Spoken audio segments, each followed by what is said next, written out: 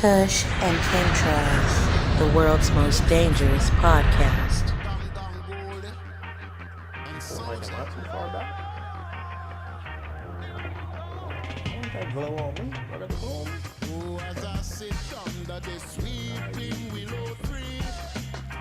Hey, how you doing? My name is Emmett Flores. And I'm Bug Ballsy. Welcome back to another episode of Kush and Chemtrails. Yeah. This is 51. 51. This is 51. Episode 51. Puerto Rico. Oh, Puerto Rico. Oh, yeah. 51. Nice. That means we're one away from a year. Yep. A full year with you good people. That does mean that. It's been a wild ride. 12 months. Woo-wee. We've been all over the place. We started here, then we went there, and then we came back over here and reversed over there, and a whole bunch of I told you so's, but we're not that type. Told you so. Oh, man. How awesome was that to have Mr. Desai in the building? Yeah, we had DJ Desai here last week. He couldn't be here this week, but next week we'll have the whole setup. He'll be on camera and everything. We got to get it together, but I hope y'all appreciated that because I surely did. What's going on, brother? How you? I'm great, brother. Great? Yep, I'm fantastic. I'm just excited to hear what you got over there about Big Pharma. Let me hit that. You want this one? Yeah. Go for it. Look at that. This is a good guy right here. You see that? I was testing him. While you're hitting that, I'll shout it out real quick. This is from Connect 4. It's San Fernando Valley OG. This is fire. I only bought an 8, but they kicked me down with 4.1. That was love. You got a new bowl from a new bowl? I got a whole new bong, yeah. Oh, this isn't my new bowl? No, that's not Manute Bowl. He's done. Damn. Manute Bowl's done. Rest in power to Manute Bowler. Yeah. That's Ebola. That's the new one, Ebola. I like it. Emmett Bowles. Emmett Bowler. Ebola. The new bong. We just named it. Since he shouted his out, let me clear that real quick. Yeah. I know you want to hit it, but let me just give a quick shout out. Free. I just want to be free. How much is it? Hey, I played that Kanye and Cudi song when I left my job because Kanye said, you should quit your job to this. But yeah, that's that Free on Kids See Goes album. But anyway, sorry. This is Free, the weed, free cannabis. And the reason why I'm shouting them out is because they had a dope ass BOGO promotion. You know, it's hard to get BOGOs nowadays. I done got this shit wet. It was some ice cream cake by Free, testing at 82% THCA. And it's this fine, waxy stuff we doing right there. I don't even think you had one yet, huh? I'm gonna serve you up. So yeah, shout out to Free. I had bought 2 and they gave me 2. So I told them I would shout them out and I'm gonna send it to y'all so y'all know that Kush and Chemtrails supports. So if y'all wanna send us some flour to test or to review, or just want to be a sponsor, want to be down with the pod, hit us up at kushandchemtrails.com or kushandchemtrails@gmail.com. And shout out to Free. So yeah, that's the dabs we smoking. Sorry. Yeah. That fucking shit is pale, bro. It looks like my legs. Yeah, it is. It is, bro. It's cool too. That was some white ass fucking wax you got over there. Crumble. Girl Scout cookies from them. Some fire ass sativa, I can't remember the name of it, and then I got 2 of those for free. So yeah, shout out to Free. Free. Well, you know they make you pay like $1 for the tax or whatever. Like 99-cent store. It's not really 99 cents. Sometimes it's a little bit more, but that's okay. There you go. But yeah, man, thank you for that OG. That is nice. Coming from San Fernando. Yeah. Bada bing, bada boom. Yeah, I like that. All right. It's good. I felt like I was in the middle of saying something and then we took dabs. What were you talking about? We were I just said I can't wait to hear what you got over there about Big Pharma. That's right. That's right. Oh, yeah, that's coming. I teased everybody last week about it. You want me to just get straight into it? I'd love to hear what you got to say, brother. Let's dive in. Please. Why not, huh? Don't waste your time, people. Let's get straight to the stuff. All right, so check this out, people. Hey, it's funny. My son, I do a little podcast with him because he loves our podcast. Beautiful. He doesn't watch it, obviously, but he knows about it. He talks about it like, yeah, my dad, he goes to shoot a podcast with Emmett. It's Kush and Chemtrails. That's dope. He puts up the stickers when we go out places. So him and his brother have a podcast. They call it the Big Boy Circle. Trademark, don't take my son's stuff. The Big Boy Circle, I love it. I haven't posted it online, obviously, because those are my kids.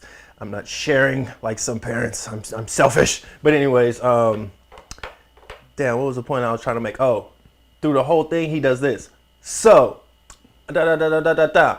So, da da da. And I was watching the pod when I was doing the tags earlier, and I literally do that like every so often. I just did it right now. I was like, damn, that's a trip. My son caught on to that shit.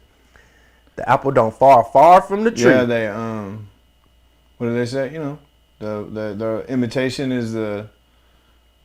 Basically, bro, the kids are gonna fucking do what you fucking do. I can't think right now, but we were just talking about it on the last podcast. How the best way to is to lead by example. Is what you know I'm what saying. we never got into, which maybe we'll get into down the line, because we just had so much shit. Munchausen syndrome by proxy. We didn't. Yeah, but it's Fire fine. away on that, though. It's fine, because we've been on that topic for a long time. I want to hear this fucking shit. Yeah, I got right you. Here. This comes from the Defender, people. The Defender. And the topic at hand, and actually I found an article similar to this with a similar picture that shows you all these companies that are tied together that I'm about to break down on many different platforms. So I got it from the Defender. I like how they have theirs broken down. And actually this website is called the Defender, Children's Health Defense News and Views.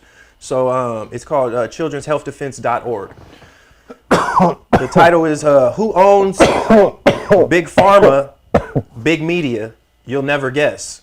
So they're saying this company called BlackRock, that's one word, BlackRock, and the Vanguard Group are the two largest asset management firms in the world.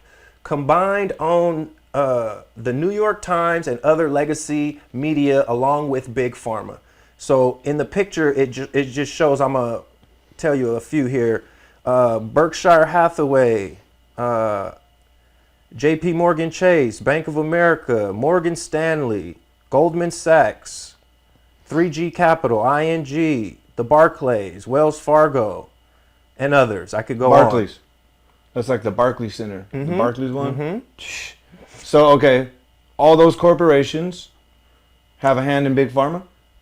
Not necessarily, but the connection is that the same firm, that the management firm that owns those corporations also owns Big Pharma. Wow. So the narrative that we're getting is from Big Pharma because the person or the interests that own it own both. Right. It's in their interest to give us the narrative that's in favor of Big Pharma because that's all the same person.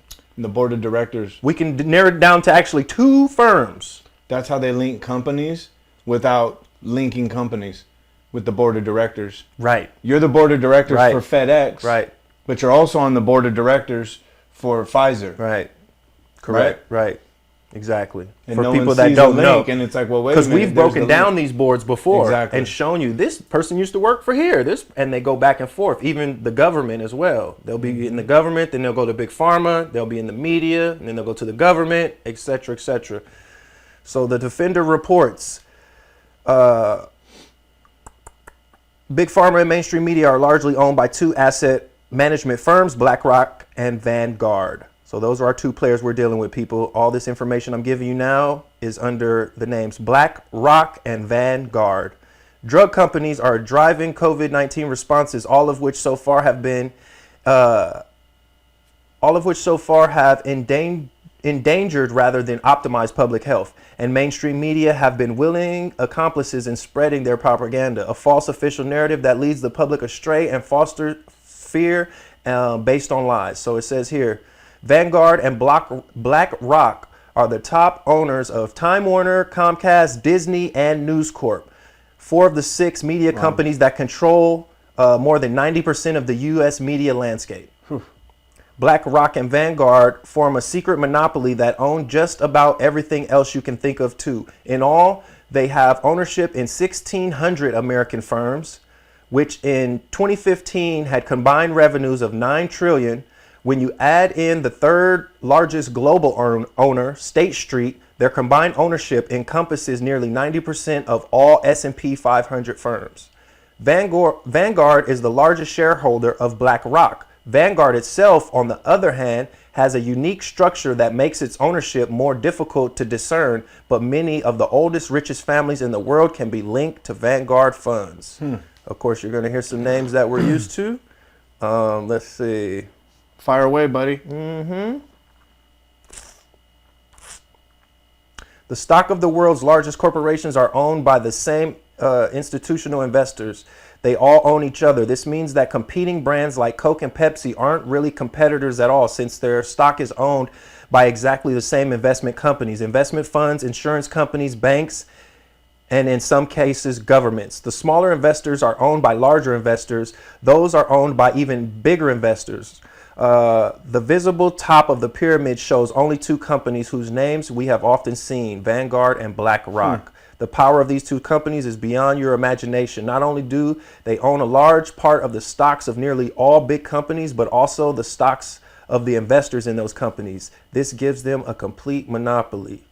Let me see where I saw those names at. Who are the Vanguard? So two companies.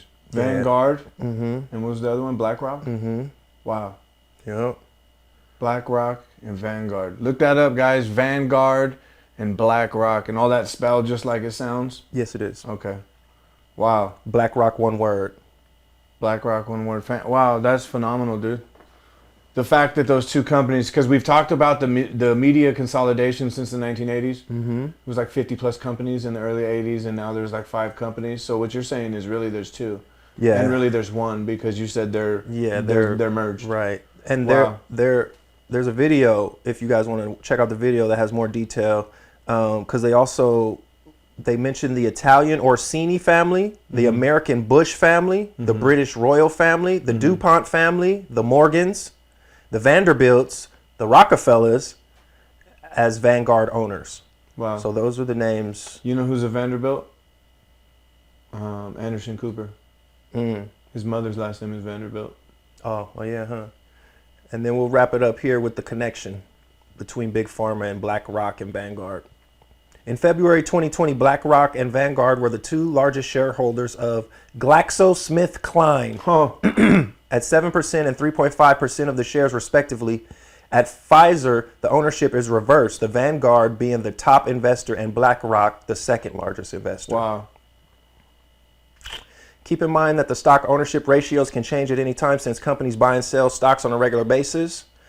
The bottom line is that Vanguard and BlackRock individually and combined own enough shares at any given time that we can say they easily control both Big Pharma and centralized legacy media, and then some. So, what you're saying then is these 2 companies that are actually one company that own all the media also own most of, if not all, a major stake in Big Pharma. Yeah. So, correct. Wouldn't it make sense then, as a businessman, and you play the stock market yourself, so wouldn't it make sense to then, if you had a business, to use your, let's say your business was vaccines, to then use your platform, which you own the media, to spread urgency to receive such vaccines to drive your profit up? Yep. All the way around. Makes perfect sense. Hopefully no one ever does that. And when you even look at the companies that are owned under these companies, it's ridiculous. It really just shows you. But people have seen these narratives, like when we saw the Mockingbird live, when like 50 reporters all said the same thing during the pandemic, and people caught it and showed 50 different people saying the same script. I was like, okay. You guys listen to this, just so you know, he did a lot of work, so I do want to read this. FX, National Geographic, these are just some of them, by the way. Fox, 20th Century Fox, Fox News, obviously, 21st Century Fox, Hulu, Sony, let's see, there's some Screen Gems, BET, Spike, MTV Films, Comedy Central, MTV, VH1, Paramount, ESPN, Disney, Comcast, Time Warner, CNN, TNT, TBS, Cartoon Network, Time Life, HBO, let's see, NBC, Esquire, Sci-Fi, Universal, Bravo, Telemundo, E! Entertainment, ABC, ESPN, Marvel, Walt Disney, A&E, and Pixar. Shit's under lock and key, people. I don't know how many different ways it's can be made clear. Wow. You follow the money. Even the government, me and you have brought up to the people, like everything that these people put out has to run through the government. So that Coke and tells Pepsi's you owned by the same people. everything, yeah, right there. That's So, crazy. Yeah, man. I think we pretty much covered that. I just wanted to bring it to the people's attention. Oh, I just love another it. little That's thing. beautiful. Um, That's nice. That's a gem. You guys, look all that information up that you just got from us. the We banking implore too. you. The banking, so they're in Yeah. the financial sector. And you'll find the correlations. You'll find the connections. That was good, dude. Mm-hmm. That was beautiful. Yeah, I thought it was interesting. I came across that those two names when I was doing some other research, and they were just like, "What?" So yeah, and there were plenty of articles on it. That's why it's crazy too. The information's out there, so hopefully we're helping point some people in the right direction. Because when they're just watching these legacy medias, they're just gonna be told the same. That's why we said before, like when you talk to some people who just watch television, they regurgitate the same shit they saw on the television. And the people on the television is regurgitating the script that was given to them. They ain't doing like what me and Smooth is doing, going off script, giving you more candid, deep critical thinking analysis and stuff, you know, outside of just an editorial or something, a thought piece or an opinion piece that's just supposed to ruffle feathers and shit or run ratings or be clickbait. Yeah, man. Like, so yeah, I hope y'all appreciate it. And at every turn, bro, you just see the connections. Yeah, it's crazy, man. It's ridiculous. Like even those names that we ran off. Like, and that all ties back into the board of directors too. I mean, that's. None of those names were a surprise. They said the Royals, they said the Rockefellers, the Bushes, you know, I was like... The Morgans. Yeah, like what? Okay. Yeah, the usual suspects. Yeah, when you break it all down. And then they put out that fool Fauci. You know who I look at Fauci as? He's like Roger Goodell. He's the person put out there so we can hate him. But he's just running the script. You know what I'm saying? Yeah. Because I seen a video recently my wife has sent me from one of the channels she watches. They literally have this fool Fauci flip-flopping about 40 different times on masks. Oh, absolutely. Wear a mask, don't wear a mask. This isn't good. This is not good. Like literally him just talking and talking and talking, doing updates on the news. But they, over time, his messaging just keeps on changing. It's so obvious that this is some type of spin cycle they got. He said the message isn't changing, the virus is. That was how he played that. Yeah, I'm sure he would. Well played, Tony. Yeah. That was good. Sounds good, buddy. As new information comes out, that's how they spin these people. Yeah. As new information comes out. You mean as new information is found out. Yeah. As you guys discover more of our lies, our deceit. Good one. Big facts. We'll cover it up with more of this. Yep. Oh, you guys that are getting the vaccines are experiencing this? No, that's not the vaccines. It's the Delta variant. Couldn't be coming from the vaccines. It's coming from the unvaccinated. You know, 100% of all deaths right now are unvaccinated. Right. Then what are you worried about? Exactly. Yep. Let us die in peace. Good point. Right. I'm mad because they keep blocking our sun, making my solar panels not be beneficial and efficient. So now I got to pay higher fucking bill because my solar can't work properly. They had the blanket over me for the last 2 or 3 days, bro. I know it's supposed to be close to 100 degrees where I live, but it's only like 80 with a breeze. I'm like, this is so artificial, bro. Yeah, it got real cold all of a sudden. Yesterday was burning But then today it was hot though again. Yeah. Like what? Like, and come on, people are gonna be like, yeah, well, weather changes. Yeah, sure, but not like cloud coverage, false cloud coverage. A blanket one day, not even cloud, just a blanket. Well, you see how and it then breaks clear apart, skies. though. Like, have you watched it break apart over time? yeah, it's okay. just, It starts as a stream, right? It spreads out into a mist, exactly, and then those drift off into individual clumpy units, and then they meet. They converge, bro. And then they make a giant fucking like cloud or a layer. Yes, it's fucking crazy.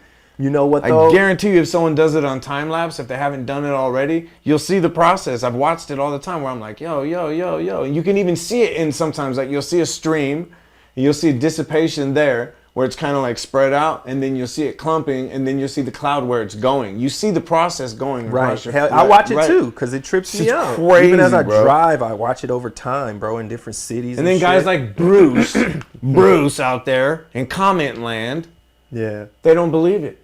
And then even when you show them, they say big deal. Well, it is a big deal, Bruce. Sorry, Bruce, we're so beyond that. It is I was a big about deal. to bring out another angle that I saw on IG because where I'm worried about they're blocking my son, this brother was saying, no, they're blocking more than that. He was like, the ancestors are upon us, bro. And he points up his camera and he shows like 3, moving vehicles, unidentified UAPs. Yeah, they were doing this, just 3 lights. And it was a big old dark sky, and he was contending, and I've heard this from others too, that when those dark skies come like that, that's not just those chemtrails, that's like some other shit that's trying to block out something, because it's dark. It is a difference. I've seen it too, because sometimes you'll see the blanket, but then sometimes you see a dark ass cloud. Like they've almost learned how to, or they've been new, I don't know. They learned how to make like small rain clouds, because I've gotten a little drizzle.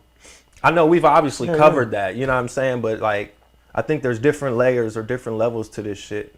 A lot of people have been sending me those videos too with the cloud making machines and shit. So yeah, I have no clue what the hell is really going on. All I know is it's unnatural. Absolutely, I agree. It's unorganic. The I inorganic ones. Hey, What's I up? wanted to do a little bit more sacred geometry. For sure. I know we did it a couple weeks ago. I want to jump into Christ consciousness and the Lucifer experiment. Let's do it. You want to hear about it? For sure. All right. Yeah, brother. So, excuse me. Let me get my notes here. So, the first part of this sacred geometry I want to discuss is the Christ consciousness. Okay. So, according to Thoth or Tahuti, Thoth, whatever you guys want to call them, all levels of consciousness in the universe are integrated by a single image in sacred geometry. It is the key to time, space, and dimension, as well as consciousness itself. Thoth also said that even emotions and thoughts are based on sacred geometry. For each level of consciousness, there is an associated geometry that completely defines how that specific level of consciousness will interpret the one reality. Each level is a geometrical image or lens that spirit looks through to see the one reality, resulting in a completely unique experience. Even the spiritual hierarchy of the universe is geometrical in its structure, copying nature. According to Thoth, there are 9 crystal balls beneath the Sphinx, one inside the other. Archaeologists and psychics have been searching for these crystal balls for several years. It's an ancient legend. It is said that these crystal balls are somehow connected to the consciousness of the earth and to the 3 levels of consciousness that humans are now experiencing. Various seekers have searched for the 9 spheres, spending a great deal of time and money, but according to Thoth, you don't need the crystal balls. You just need to draw 9 concentric circles because it's just as revealing. If they'd known it was geometry and consciousness they were seeking and not necessarily an object, the knowledge would have come much easier. Nice. Dope, right? So basically what you do, and you guys will see this in the slide that's coming up here, is you draw 9 circles, one bigger than the other, like a bullseye. You get what I'm saying? Okay? And I'll get into what you do next, but that's how you measure the levels of consciousness. And remember, sacred geometry, feminine lines are feminine, or excuse me, curved lines are feminine. They represent feminine energy, and straight lines represent masculine. So I'll get to my point behind that in a second. So according to Thoth, if you were to approach a planet you've never seen before and wanted to know the different levels of consciousness experienced on that planet, you would take some of the little beings on that planet and measure them, assuming you can get them to hold still long enough.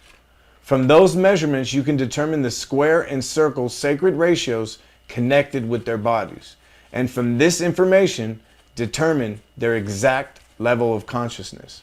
Other ratios, always derived from the cube, are used to determine the levels of consciousness in other than the human forms, such as animals, insects, and extraterrestrials. But in the case of humans, it's the circle and the square. So remember I was saying the circle? And then outside of each circle, you put a square, right? And you keep doing that. And eventually what ends up happening is you get these phi ratios because they start intersecting. So then you have the intersecting, the union, if you will, of feminine and masculine energy. And then when you get it on the phi ratio, that's where the levels of consciousness begin to emerge. Okay? And so the first level of consciousness would be where the animals are. The second would be human. And then the third level of consciousness would be the next, whatever, Christ consciousness, what we would call Christ consciousness, which would be ascending to the next spiritual level. That would be Christ consciousness. So, let me see this real quick. Let me find where I was. You just did it too right there. Huh? So. Circle and the square. Okay. By seeing if the square that fits around the body is bigger or smaller than the circle that goes around the body, and by exactly how much, you can determine how they interpret the reality and exactly what level of consciousness they are on. This way is fundamental to existence itself. Thoth said to draw 9 concentric circles and put a square around each one so that it fits perfectly. In this way, you have equal male and female energies. Then see how the squares interact with the circles? That's how the male energy interacts with the female energy. The key, according to Thoth, is how closely the perimeter of the square and the circumference of the circle approximate the phi ratio. This is the key to human life. It's amazing, right? So that's what they're looking for right there. And as you get closer to that ratio, the more your consciousness increases.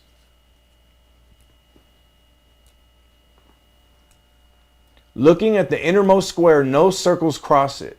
The same is true for the second square. The third square begins to penetrate the fourth circle, though it's obviously not a phi ratio. However, the fourth square penetrates the fifth circle in what appears to be a near perfect phi ratio. Then it comes out of phi ratio again on the fifth and sixth squares. Then the seventh square penetrates the ninth circle again in what appears to be a near perfect phi ratio. It's not one circle beyond like it did in the fourth square and the fifth circle, but 2 circles beyond. And it's even closer to the golden mean, the phi ratio of 1.6180339. This is the beginning of a geometrical progression that could go on forever. A progression in which we humans are only the second possible step. Using the full life of a human as the yardstick, in human history we are now at the level of consciousness represented by the development of the human zygote just after the completion of the first cell. So our level of consciousness right now, in the all the levels of consciousness, is comparative to a zygote. We're babies. We're not even babies yet. Interesting. Spiritually. Right. I could see that. It's amazing, right? Yeah. The potential. So you can that leads measure me to believe that we are being monitored then by higher beings or beings that absolutely. are on a different level. Absolutely. Because I if believe we're 100%. In that low of a form, then things make sense when it says that they're kind of here like protecting us or looking after us. For sure. Because there's an interest. They can see the potential in us if we're still embryonic in our development. Right. Well, you wouldn't just throw your children away or kids away. They may not be your children. Right. But if you're looking at it from that angle, like you're a more developed being, you may be like, we're on the second level of consciousness and you're on the 7th. There's no way that you remember that. It's just like remembering a kid and empathizing with a kid when they do something silly. And you're like, man, I'm not going to get out of control and super mad at him, bro, because I was the same way. I get it. I'm going to talk to him and explain so he doesn't do it again and he learns from his mistakes. Right. And that's probably, I am hoping that that's what the ascended masters, the ancestors, the spirit guides, the archangels, Source itself, I hope that is how they view us, and I hope Nibiru, everything. the moon, whoever's on the moon. The Dogon. Man, for real. The egg in the sky. Uh-huh. Did you hear me on that episode? During the edit when I sent you the text? And I was like, man, the egg, a shield, that thing ain't real. Like, there was so much information in my head I couldn't even make out a sentence, bro. And I was like, man, yeah. So check it out. You can measure these things without a measuring stick by calling the radius of the innermost circle 1 unit. Thus, the first circle and first square are 2 radii across. And when you expand to the fourth square, it will be 8 radii across. To know how many radii there are around all 4 sides of the square, you simply multiply by 4 to see that 32 radii compose the perimeter of the fourth square. Say radii real fast. I've never bro. heard radii plural or radius plural. Yeah. Crazy, right? Yeah. Oh I've my never goodness. heard that till today. It's like the real crazy Jedis or the radii. You know what I'm saying? Watch out for those guys. I thought They're about wild. Raiden. Damn. Electrical. We need to know the perimeter because when it equals or approximates the circumference of the circle, we have the phi ratio.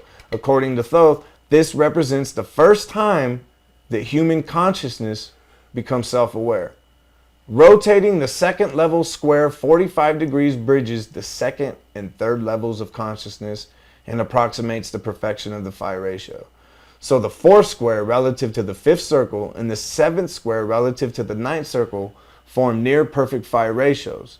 Those happen to be, according to Thoth, the first and third levels of consciousness. So remember I was telling you about that? The first is animal, and the second is human, and then the third would be Christ consciousness. Right. Or unity consciousness, whatever some people call Man, it. you got to say Tahuti. It sound better. Right? So Thoth. Thoth, Tahuti, that's what I was saying, yeah. Tahuti. I was thinking Tahuti because I was like, you guys mind saying, I'm going to say Tahuti. I'm used to Tahuti. If you don't like Tahuti, just fill it in with Hermes. Kiss my hootie. They're all the same My guy. Tahuti. Yeah, they're all the same guy there. So now, if we rotate the square by 45 degrees into a diamond, the secret purpose of our existence becomes apparent.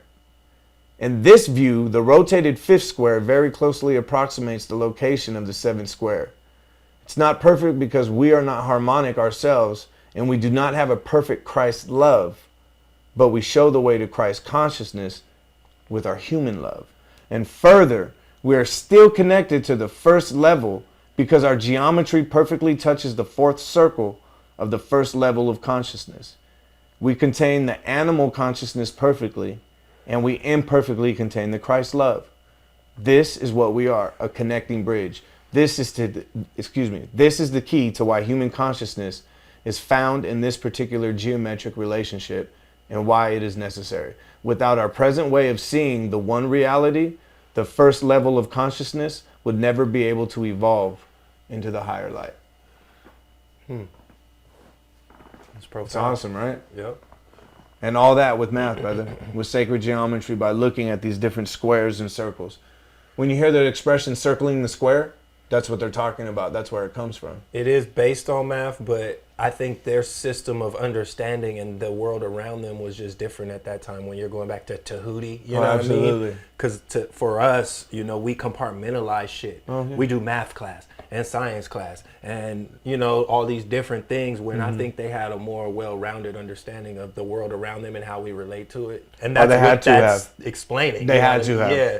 So when they go into the sacred geometry, I just think it was more like you're learning, you know, than just, you know, at a glance, you know, and then just numbers and just figures, you know. So Yeah. because actually he's explaining the what's the word, pretty much our understanding of Right. you know, our whole reality. Right. So All these processes, this is the first level. All these processes are alchemical. There's always 3 levels to everything explained. This is the math. right. I haven't even really touched on the philosophical or Yeah, the spiritual yeah. because I'm not there yet. Yeah. I just learned this. Got you.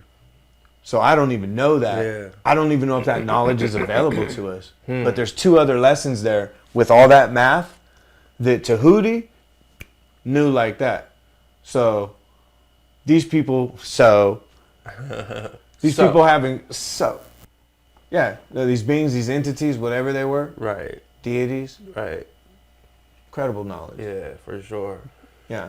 Well, thanks for dropping it on us so we can try to piece it together and try to understand it. I'm not even sure if you're done, but you For know, sure. just thanks for bringing it to the Nah, table. for sure. For some people who may not even be familiar, and I'm not as familiar as you're becoming, you know, so that's awesome for me to listen to and understand better. But you have a lot of Kemetic studies. You know a lot about Egypt. And I've seen a lot of the different things you're talking about, so I know stuff to reference it too. So it's just another thing. And you made me stop saying Thoth. making connections for me. You're like, bro, please say Tahuti. Please. Yeah. No, Thoth. It's like calling Heru Horus all the time, you know? Bro, like, yeah, they all have different Heru. names. They all have different names. When Randy, my instructor, went all through like all the gods, I'm like, so none of them are right? Like, why are we using these names? And then when you think about it, a lot of them, like Horus, it ends in the U.S. That's obviously Greek, but somehow it's become Egyptian. Yeah. And they had a Horus. They had an Egyptian god with a different name, but Horus, the name itself, is a Greek name. Right. Yeah, it's odd, right? It's because Greeks put their own spin on it. That's what all cultures do, right? Oh, yeah. Yeah, just like we went over Jesus and Jesus, you know, and, you know, that whole thing and how that came from, you know, the Heru story. It's because what it is, bro, what I come to find out is that's where we get hero from.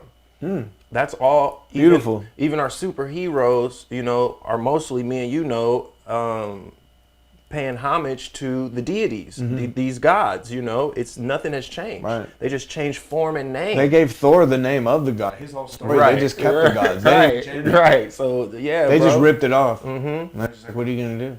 So yeah, that's the story of Heru. He reassembled his father, and it's the same thing that, you know, we see today in heroes, you know, and that's where we get some of the iconography. And you're breaking it down, you know, on the it could go different ways. You could look at it as a cellular level, like to the smallest part of us, or you can look at it as the mind and how we come into consciousness and how we make the connection between the cellular level and the spiritual world to make this thing that we call consciousness, you know? So it's crazy, bro. Because everybody wants to know. Modern scientists can't explain it.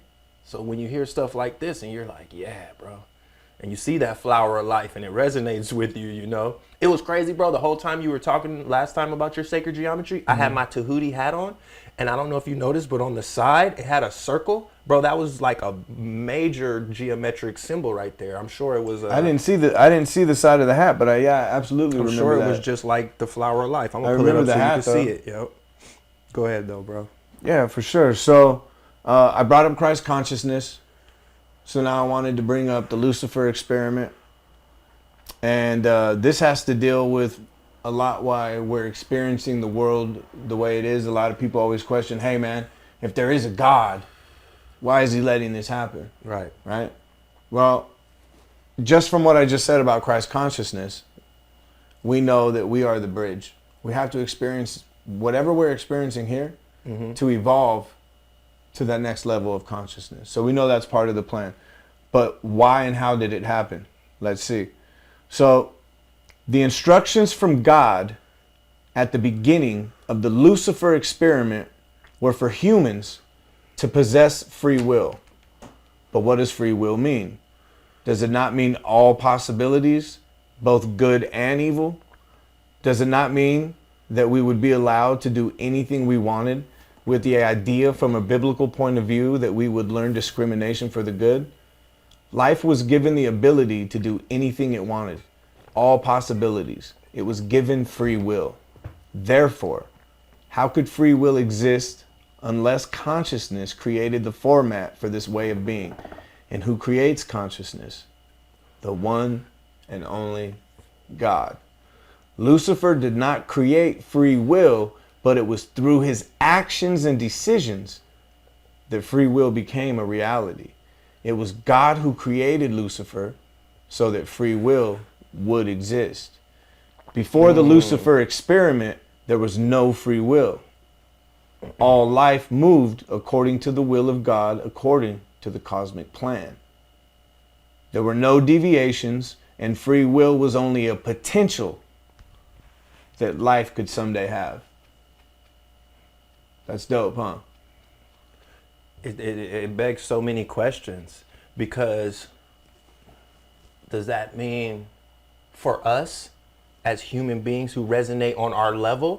Because you would say that the beings that resonate on a higher frequency are more evolved than us, you know, like you just said, see more dimensions. Right. Are they under this same God, or you know what I mean, or did they have to go through the Lucifer experiment to experience free choice? You know what I mean, or is this a human condition? Yeah, would be my question. Because when we use the term God, we use it loosely. Because like you just said, you brought it to a one God, you know, right. a creator who created consciousness. But when we use the term gods, you know, oftentimes, especially like in the times of Tahuti, there were many gods, you know what I mean? Right. So, and then when we even think of higher conscious beings, we almost think of them on a celestial or godly level. Like we said, absolutely, we could be an experiment of a alien being Anunnaki. That's more advanced. Yeah, you know what I said mean? it several times. Absolutely. So, in our estimations as humans, they're like gods to us. You see what I'm saying? So it's confusing the concept. But I still want you to keep cooking. But that's what runs through my mind when you're saying this stuff. But you're right. I'm like, man. I'll just tell you now that you're right. There are gods, and then there is the creator. Okay. And that's how I refer to the Most High usually, like the creator. Exactly. Source, spirit, whatever you want to call them, but or him or her, whatever they Right. But there are gods. Absolutely. Okay. There are gods. Okay. And there are other creators. There are co-creators who can create universes within the universe, such as what Lucifer did. Okay. With this reality. Keep cooking for the people. You feel what I'm saying? Yeah. Because I but don't he want to is get the creator. Got you. Just like EA Sports. They're creating, bro. They're creating universes. All these video games, virtual reality. They're creating universes within this universe. Right. So technically, that's you a could good call them example. You know creators. why? Because then EA Sports could have another arm. They used to have Big, and then Big would make NBA Street or NFL Street, and that's what they were over there creating. Right. Under EA Sports. Absolutely. Who's under probably, you know, some other corporation. So yeah. Creations within creations. Right. Just like us. Sitting here trying to make simulations. But obviously micro here, macro. Right. Real gods creating universes. Sorry, you guys. Sometimes we go on little dives like that. It's all good. So. Gotta flush it out. I love it, don't you? Yeah, man. At one point, because free will was possible, we realized that there was a particular way we could experience this reality that had not been tried before. So we tried it. We actually tried 3 versions of it, and each time it failed. They were absolute disasters. The latest experiment and 4th attempt, with Lucifer heading it, used a different approach to create free will. This time, God chose an area of consciousness that was just above human existence. This experiment began with the angels. So it was the angels who brought this new free will consciousness to mankind to be lived here in these dense worlds, and life everywhere watched to see how it would fare.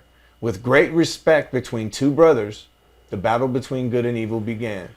It was a battle to the death, yet neither could die. Was it Inky and then Lil? I'm just playing, bro. I'm just no, playing. In this one, but think about it, how those but think about it, how that references everyone though. Right? Like in the you have Lil and Inky, you have all these different brothers going against each other. In this one, it's actually even remember the story I just brought up of the egg. Their story had Inlinki and Il a brother too. Yeah, because that's why I brought up Inlinki and Il. Yep, that's right. Was that Nigeria? There was the Dogon. No, it was Nigeria, I think.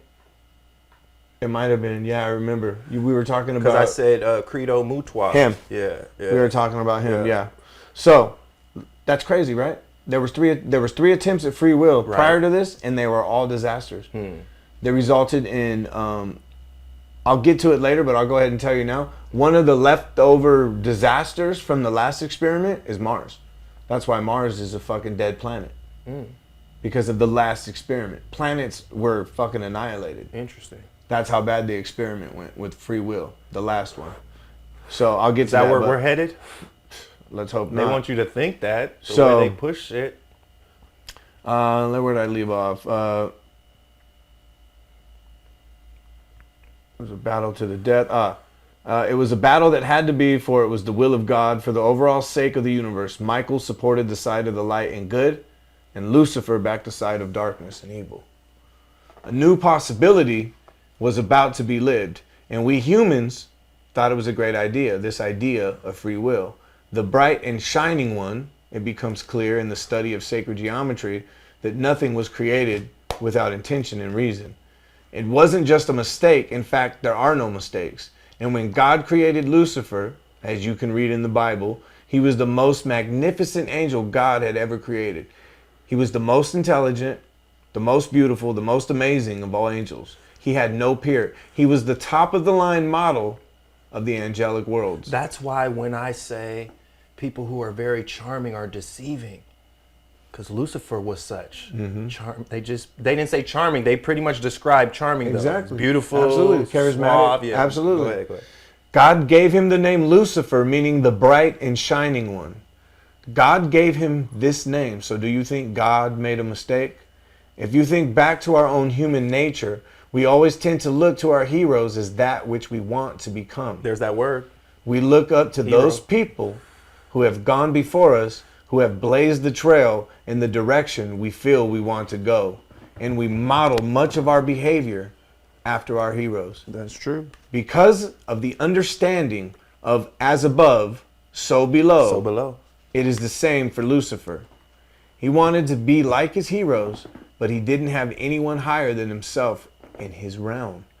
He didn't have any heroes. He was the greatest archangel in creation. The only hero he had was God, who was the only being beyond him from where he could see. So Lucifer did something very natural. He wanted to actually be God from a creation level. There's nothing wrong with merging with God, but that isn't exactly what he wanted to do. He wanted to be just like God. In fact, he wanted to be even better than God. Lucifer wanted to surpass his hero. I wanted to say they should make a movie about this, but they have. This is what all the movies are about. Right? Pretty much. Go ahead. Lucifer was so intelligent that he knew how the universe was created. He knew the images, the patterns, and the codes that had created the universe. But in order to be greater than God, he decided that he would have to separate from God. As long as he was part of God, he could not go beyond him. So evidently, with God's blessing, Lucifer started on a great experiment to see what could be learned by creating in a different way from how Spirit had made the original creation. So this was God's plan all along. It had to be. Yeah, God created free will.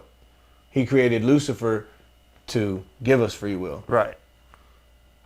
He severed the love bonds between himself and God and created a Merkabah field that was not based on love, because once he severed the love between himself and God, he could no longer make a living Merkabah. Archangel Lucifer and many other angels started on this great experiment to see what could be learned in this new way. You can see why people with this train of thought, though, don't have a problem with worshiping Lucifer. Exactly. Because in their estimations, we don't have free will without Lucifer. Right. Correct? Right. Go ahead. So they create the false duality as opposed to the natural polarity. There is a natural polarity within man, Right. but they create a perverted duality. Got you. A synthetic Exactly. version of the... Exactly. Just like that's the MO. Exactly. Yeah. That's what duality is. Got you. Polarity is natural and duality is manufactured. As we said, similar experiments had actually been tried 3 times before by other beings, but those experiments had ended in massive destruction and pain for everyone involved. Many planets had been completely destroyed, including one in our own solar system, Mars. But Lucifer was retrying this old experiment with a new method. So he severed the love bonds between himself and God. Was Lucifer in charge of those other projects that failed? No. Okay, go ahead.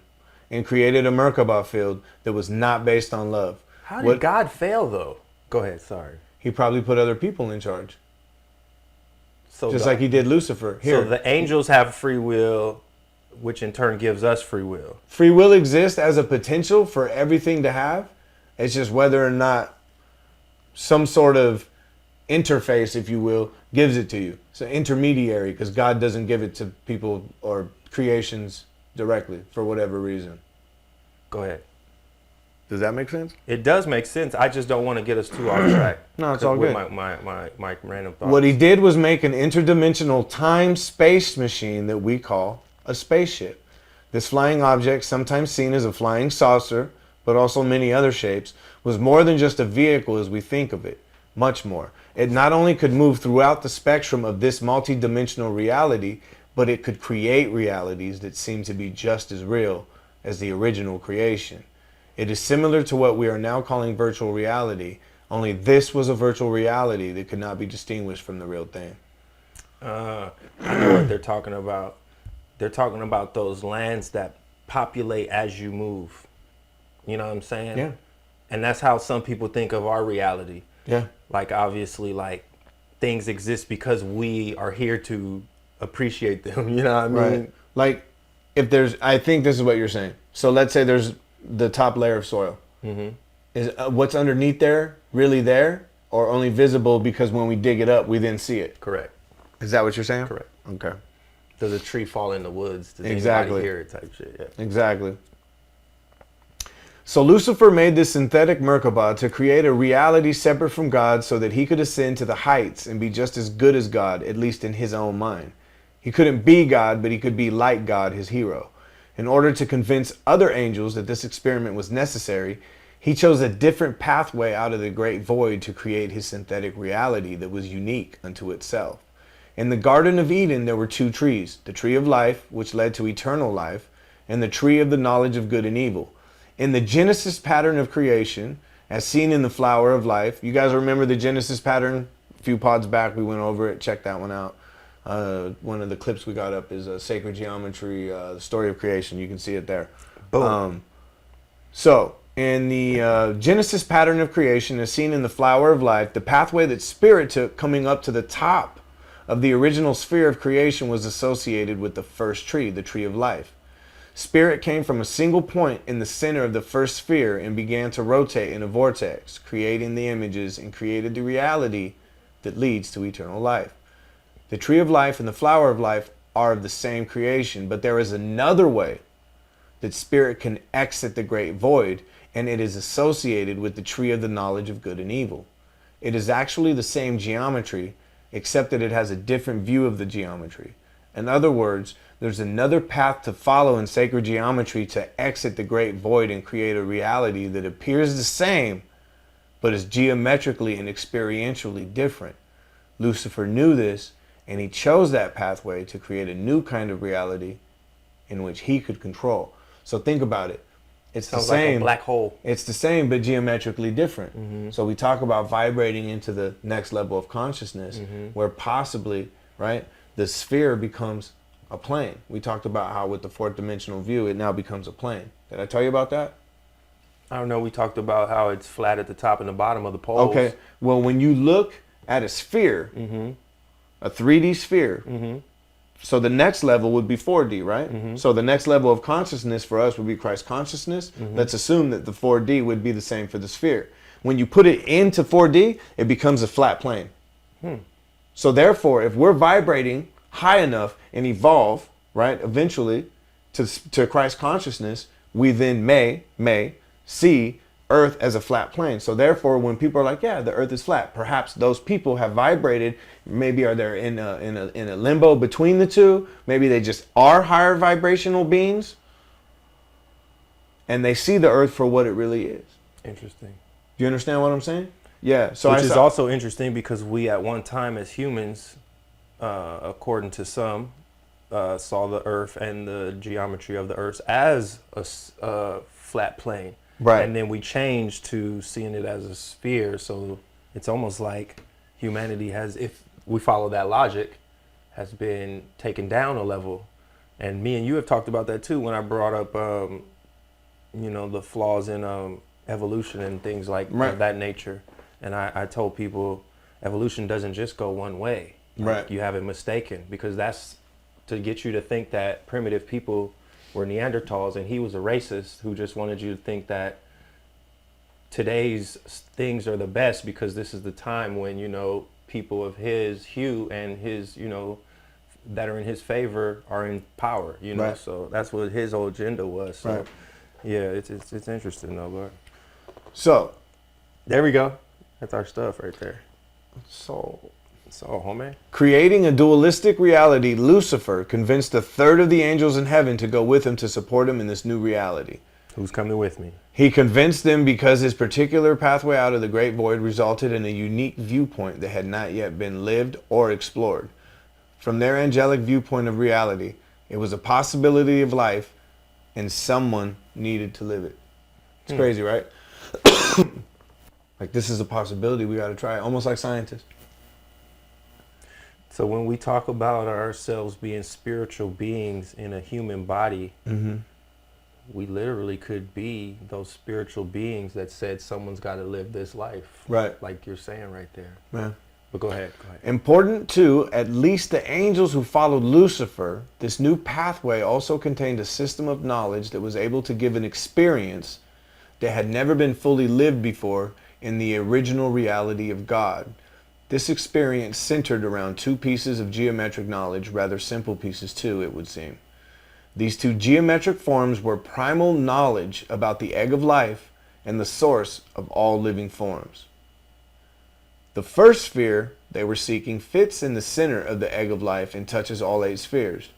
The second sphere fits perfectly inside any of the 6 holes in the center of each of the face of the egg of life.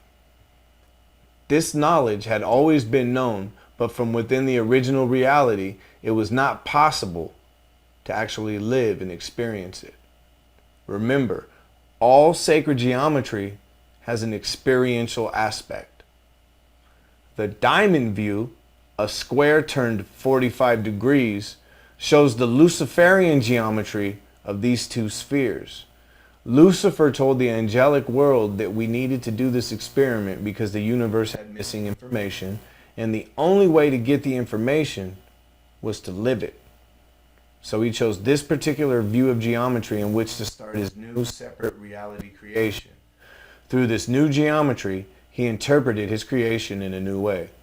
This gave the experience of being inside a life form separate from the rest of reality. Many believe it was a quest for the experience of greatness, and most important, that it was new. There was hardly ever anything new in creation. The way of Lucifer was the diamond view of the egg of life, the same dimensional view that humanity happens to be living at this moment in history. So if you see a square, and you guys at home, I showed you the slide, so you saw, you see the square, and then you turn it diamond, right? Well, with the egg of life, if you turn it from a 90-degree view to the 45-degree view, that's the angle in which he chose to leave the void. And by doing so and creating this new reality, this is what he was able to, like a parallel universe. So, remember, it says, yes, humans did follow Lucifer. Remember, out of 5 possible levels, the earth is now living in the 3 levels of consciousness, and how we had to rotate the second level of consciousness 45 degrees to the diamond view to get it to the point to the next level, Christ consciousness. Remember we talked about that earlier? We turned it 45 degrees. He turned it 45 degrees as well. But it wasn't the egg of life that we turned for Christ consciousness. It was the view of the 9 concentric circles that Tahuti had. So this is something different, but still there's something to changing the angles of geometric patterns and their effect on reality. So anyways, Lucifer chose the square view, then turned it 45 degrees to the diamond view. It was this view of the egg of life he wanted to obtain because this view was the one that was needed to experience both the inner and outer spheres that would fit into those openings we spoke of. The seemingly innocent need for this information from this view on an experiential level was of huge importance to the angels. This was a possibility that just might work. And it was a possibility that had never been lived before. The trick to this new reality was that spirit can separate itself. It can be in 2 or more places at one time. It is very much like cell division or mitosis, except without form. It is what makes mitosis possible in the first place. So the new reality was created with the same sacred geometry as the flower of life, except that spirit divided itself into 2 and began to rotate out of the great void in a double helix pattern from two completely different centers. This created the new reality. In addition, Lucifer used the diamond view of the egg of life, turning it 90 degrees to the rectangular view in order to focus the new, untried consciousness through it. It became the lens through which we interpreted the new reality. This was revolutionary. It's fascinating, brother. It is. It's phenomenal. So, in creating the original reality on the first day of creation, at the first motion of the Spirit of God, Spirit moved itself to the top of the first sphere. Then we started the rotating pattern which began creation. But there's another way to enter creation where Spirit would leave part of itself at the very first center. In other words, at the very first instant of the motion away from center, which is the very first moment that creation begins, Spirit would divide itself in two and leave part of itself in the center and move the other part of itself to the top of the first sphere. Then it would create the next sphere at the top of the first sphere the same way as in the other creations. But from then on, the next motion on the second day of Genesis, Spirit begins a double rotation motion where the center half of Spirit rotates over one way and the top half of Spirit rotates over the other way and forms the two spheres, which makes this pattern. From there, it divides itself again to create yet another pattern, and then begins a pattern of dividing and coming together. But it is primarily division, separating from oneself, as opposed to the original geometry, which is more about connecting. But in order to do this, you have to separate most of the lines. You understand? Yep. I overstand. Orale. Understand. It expands into yet another geometrical pattern, then continues outward. This can keep going on and on and on, and eventually you end up with exactly the same grid as the flower of life. The same laws, the same apparent reality, the same planets and suns and trees and bodies. Everything's the same, except for one huge difference. The flower of life pattern has a single geometric center, one eye. And a being who enters creation this way is connected directly to all life and to God. But Lucifer's pattern has not a single geometric center, but two eyes. No matter how big the grid is, when you come back to its center, you'll find two centers or eyes. And it's been separated from God. There is no love. These angels of Lucifer have almost forgotten what love is. Remember what Jesus said, if thine eye be single, thy whole body shall be full of light. Right? So that's what he's talking about. There's two eyes in Lucifer's flower of life. There's one in God's. If thine eye be single, thy whole body shall be full of light. Let me see what I got here. Okay, so Look at the Tahuti hat. oh yeah, That's the one circle you I were was rocking talking about on the side. I was looking at it as you were talking. I was like, look at that. I ain't even pointed out to the people. yeah, for sure, I doubt brother. many people caught it either. 'Cause Yeah, you can't see it from the side. yeah, it's the flower of life. Yeah. Yeah, that's deep though, that what you just broke down, Yeah. because coming back to center as opposed to going away from source. Because Right. that's what I've spoken of, and me and you have both spoken of, is how far we have fallen from source. And it almost feels as if humanity doesn't even know anymore who they are, how to get back to source. Right. Even if they want to get back to source, they don't even, some people don't even know that they're lost. They just feel it. They feel the anxiety. They feel the effects of it, but they have no clue what happened to them, So many people in this country always say, united we stand, divided we fall, and they don't understand how powerful that really is. Right? Those are just the words. We're talking about the actual spirit behind it. Right. Yeah, that's cool, man. So, again, I love so now. That's our thing. So, shouldn't have put it out there, bro. That's it. It's done. God created this. God created this situation. It wasn't Lucifer. God created Lucifer and knew what Lucifer was going to do. Right. So there's indeed a reason for creating the separate reality. Lucifer began this new reality shortly before humans came into existence as a race, and we have become the key players. The purpose behind this Luciferian experiment is now coming to fruition on Earth, as Earth has been chosen as the place to give life new birth. It has become clear throughout the cosmos that the earth has become the focus of this intense drama, and it appears as though the fruition of this experiment is about to unfold before our very eyes. We are all players who take this new reality and transform it in the direction of the ultimate purpose.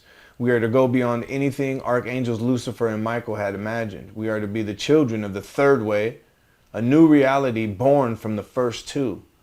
We here on earth are all part of this Luciferian experiment. All of us have chosen this path.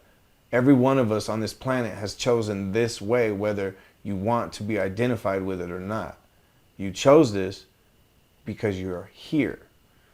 Our physical mother, the Nephilim, are also part of the Lucifer experiment, as is our physical father, the Syrians. Now you're getting to some of the shit I was asking about. Though the Syrians have almost totally extracted themselves. The race from Sirius B, the dolphins, were also part of the Lucifer experiment. The dolphins were the extraterrestrial race which visited the Dogons and imparted knowledge of the universe to them. They had small, hard-shelled vehicles which they used for interdimensional travel, but they gave this way of life up over 200 years ago and have made an incredible transformation back to unity with Source. Reverting back to a no-technology world, as found in the original reality, seems to be the answer. How many times have we talked about that? Yeah. Technology is spitting in our divinity's face.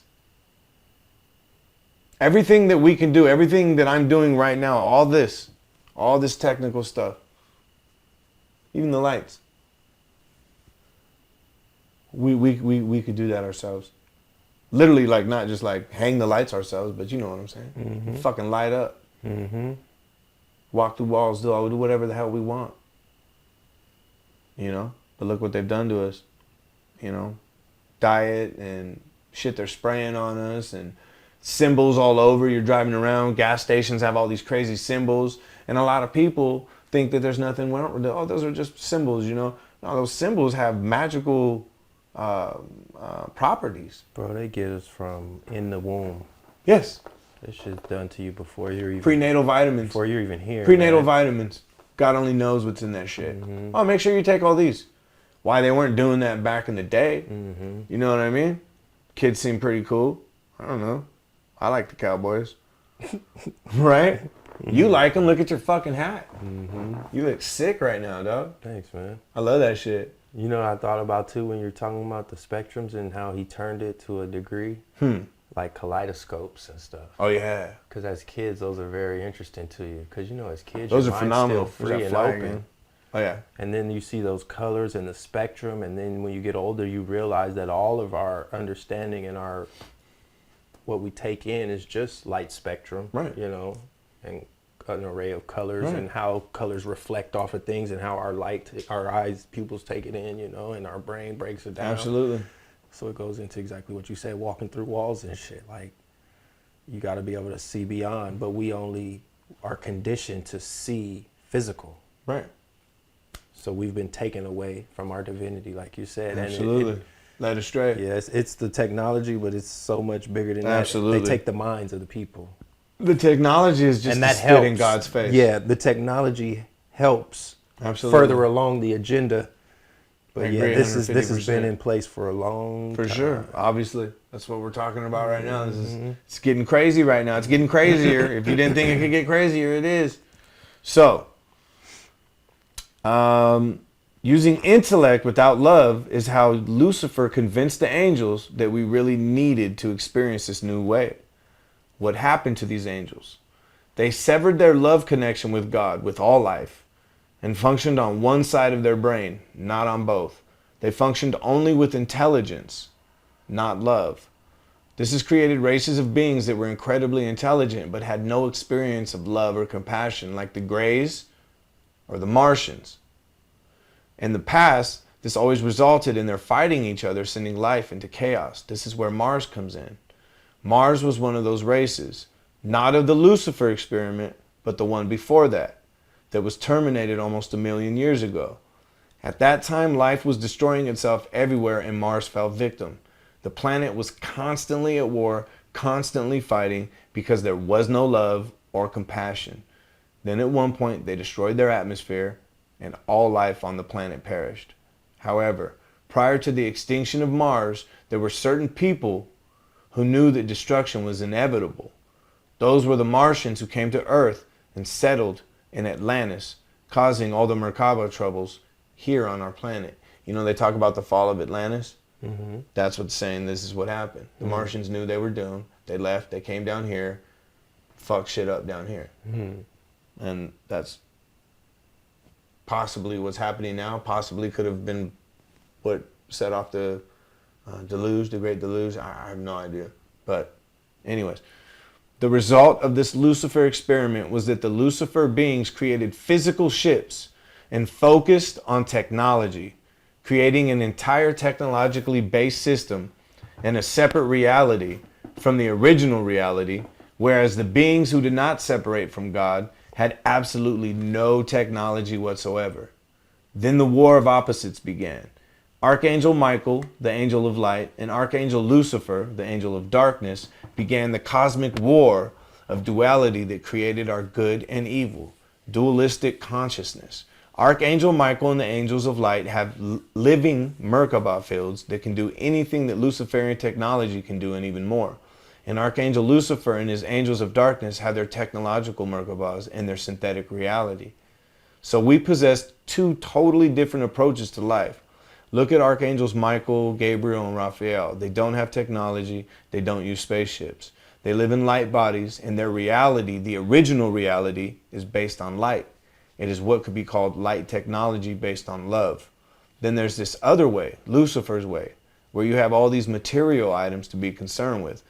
We have our houses and cars and all the things we feel we need. The whole web we're in is Luciferian technology. You can look out at the world and see the difference between nature, the original reality, and what mankind has done with the separate reality created by the knowledge of Lucifer. There's an entire spectrum of engagement with this experiment. We've talked about that. We were just talking about it. I'm going to wrap it up with this. We have both aspects. Although we followed the Luciferian path, we have the original reality potential still within us. An important understanding is that we Earthlings are finding the universal answer in a totally unique way that's never been seen before. This entire battle between the original reality and the Luciferian reality seems to be leading to a third way of existence that is some kind of combination of the first two. If you cross your eyes when you look at the two eyes drawing, you may see the third way when you see three eyes. Then the middle path becomes a combination of both.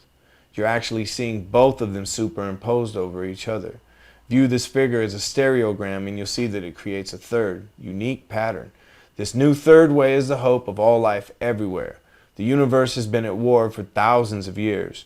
The battle between the dark and the light with no apparent solution. Now it appears the struggle is going to culminate in a new birth, a third reality. The New World Order. Damn. Dun, dun, dun. 2030 coming soon. Cue the Star Wars music, March, the Imperial March or whatever that one is. Roll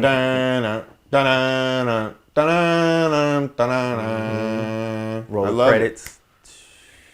Yeah, where are we at with that? A minute, hot. an hour 17? That was hot, bro. Thank you, brother. What you got over there?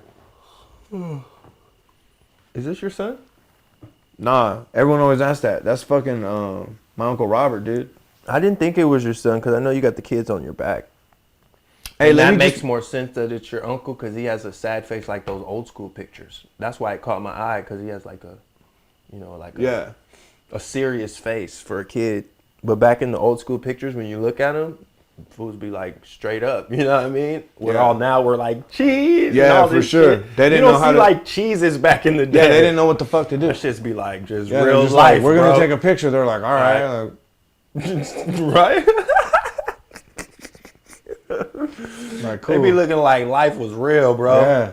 Like they were having a bad day and shit. Yeah, just take a picture. Hurry up. Take the fucking picture, man. All right, so like I was saying, big shout out to Dr. Shiva, you guys. Again, since my mic went out, Dr. Shiva has a great history of speaking truth to power. And during all this lockdown stuff, he's one of the doctors that unapologetically was keeping it real and putting out information for the people that you could trust.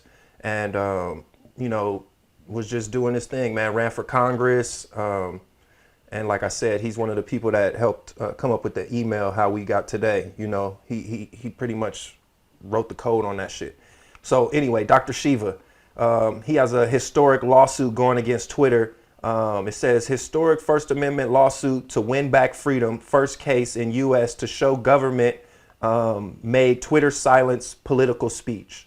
So he's contending that the government was complicit in Twitter pretty much canceling people's account and censoring a lot of people who were talking against the public narratives. You know what I mean? So Yeah.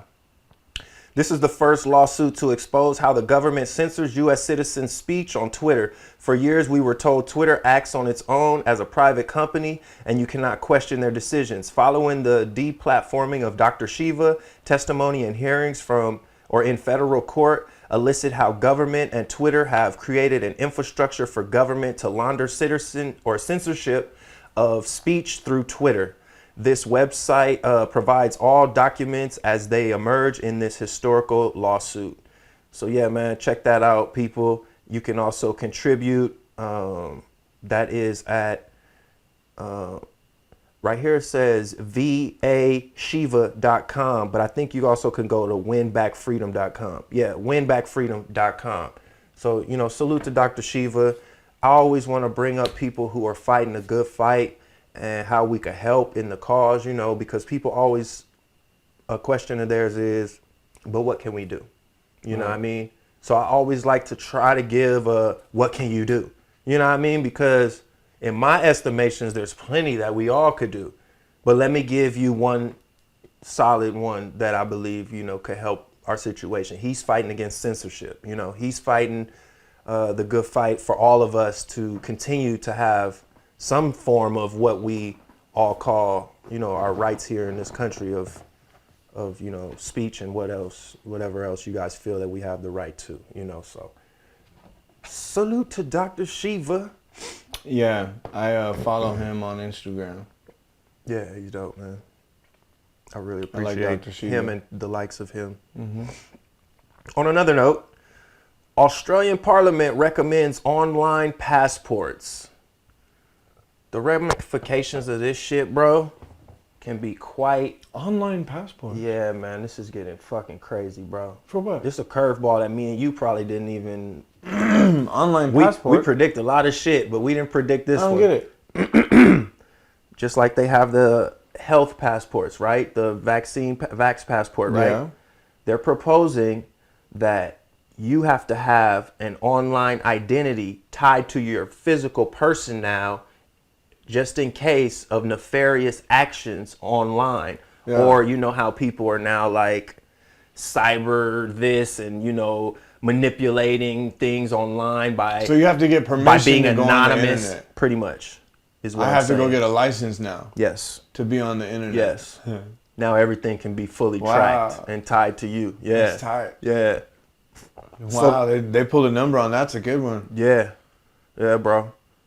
Well, yeah, I mean, I don't mind because I'm not doing anything wrong, That's what they say. but I just don't want them to be like, you are doing something We wrong. all know that's a We're gonna slippery revoke your slope. passport. Exactly, Yeah. bro. That's a slippery slope. Yeah. Because that would be my first thought too. And that's what all the people would say is like, Yeah. well, yeah, if you're not doing anything wrong, then you have nothing to worry And then about. who sets that? Exactly. That's where the problem Yeah. starts. So that's why I'm not for Who's none the of body that type. in charge of that? Because like, bro, then they can really control. Like right And now, what corporation is paid that body? let me give an example. Please. Bitcoin and digital money, in theory, because some people think that that's controlled by the government too. But let's go Yeah. along with the thought that it is not, and it's Right. decentralized. Yes. Let's follow that train of thought. If I have money that is now decentralized, so the big bankers and big corporations can't dwindle in my affairs and IRS and all of these entities that keep taking all our money and taking our liberties without our consent, but we give our consent because we think we have to, you know what I'm saying? Now if you trying to live off the grid like that and do your own thing, they could shut you down by just simply taking away your internet access. Boom. So that could be looked at as nefarious. Absolutely. You know what I mean? Oh, this guy thinks he's going to live off the grid? Fuck no you. internet. Yeah.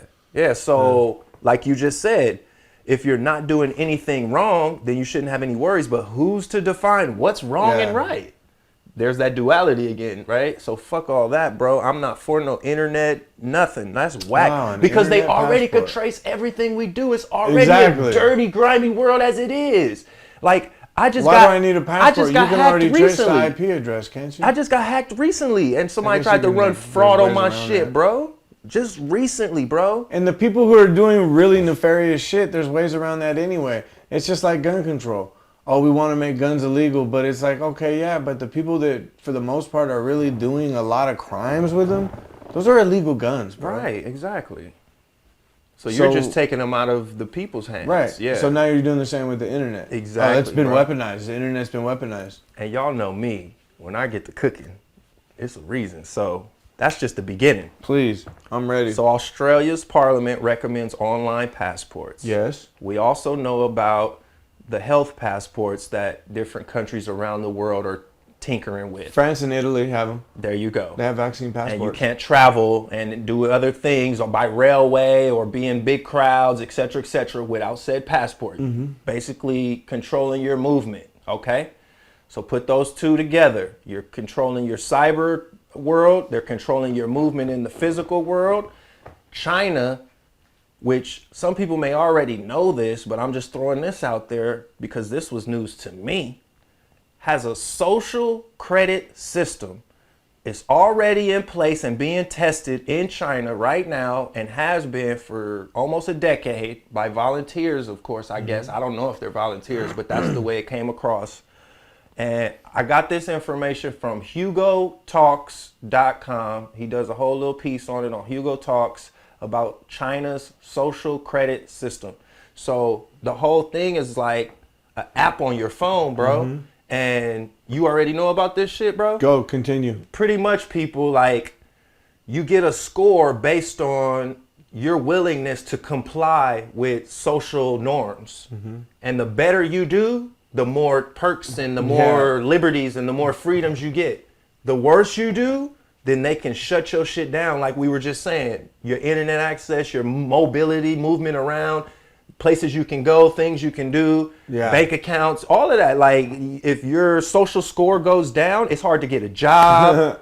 Yeah, you fucking right. Like, this is already in place because people already feel disenfranchised now. You know, like when people put a certain name on an application and they feel like they have a lesser chance to get a job, Or criminals. just based on their name, or criminals. Absolutely. So now you're going to actually put a physical number to that, to where other people can ostracize you and look down on you based on your score that the government has provided. So not only have we bought into their false power and their false social norms that they want us all to police and govern ourselves on regular time, and social media has amplified this bullshit to where everybody thinks that they're in control of one another.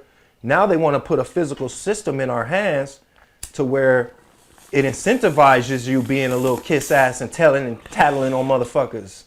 Because that's what they have too. They have people like in housing or apartments. They get extra shit just for keeping track of the shit you doing. Yeah. People know this takes place in China, but for me to physically see an app and how it's turning into the digital age, because this has been kind of social norms, I guess, in China from my understanding. I've never been to mainland China. Yeah. I've been to Hong Kong. But from my understanding, these type of social constructs have been in place. Yeah. But now they're bringing it to the new world with all this facial recognition and stuff. Because, you know, they're cutting edge in all this 5G facial recognition shit. I told you I had read a story that they're working on shit that can read your temperament. Oh, yeah. So they're going to be able to try to brain police your thoughts before you even get to a fight or whatever kind of type of shit you about to do. And they're keeping you tracking you on that little tracking device that we all tote around. But not only that, with like Instagram and shit, but no, now you got a little social app to keep score of your credit of you. Yeah. Not your credit of your finances, but of you, motherfucker. So yeah, we're just fucking like Of your character. We're robots at this point, bro. Your ability to comply. Mm-hmm. Your conformity. We're not even human beings. Conformity Once vaccine. we give into shit, all this shit, bro, I don't even know if we're even humans anymore. I'm glad you broke down the Lucifer experiment for the people, because it's obvious to me that this culture is serving Lucifer. Mm-hmm. It gets hard for me, brother, because no lie, I know I look crazy to my family sometimes, because to them probably I'm like blocking my blessings, they would say, or not being grateful for the things that I have, the favor that I have. For instance, I give you an example. Like me and my wife, we not well off. We a regular middle class, if that is even a thing anymore. But we do okay for ourselves. You know what I mean? We don't have too much and we don't have too little. You know what I mean? We cool. But what I'm saying is, like, we get a lot more help than probably we warrant, because me and my wife are older parents. Like, we waited to our late 30s or mid 30s to have kids. You know what I mean? So we're established. You know what I mean? We're not like when you have kids at like 16 or 20, you know, and you need your parents to help you a lot.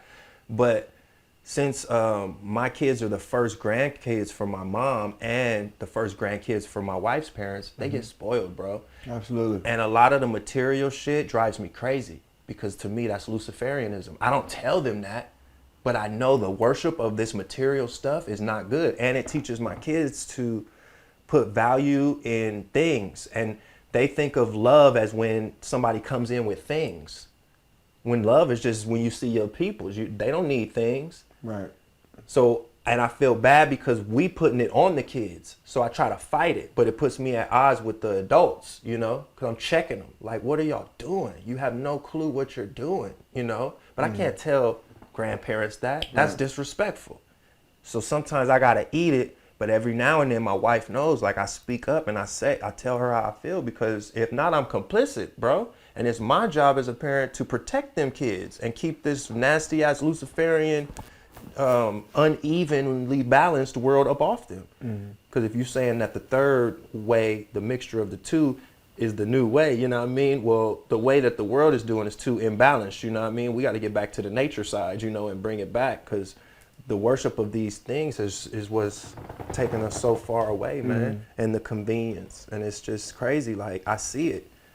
Now that I have kids, I see it crystal clear, bro. Because I'm protective of them, but in a different way than everybody else. Everybody else thinks, oh, let me shower them with things, because then they won't want for anything.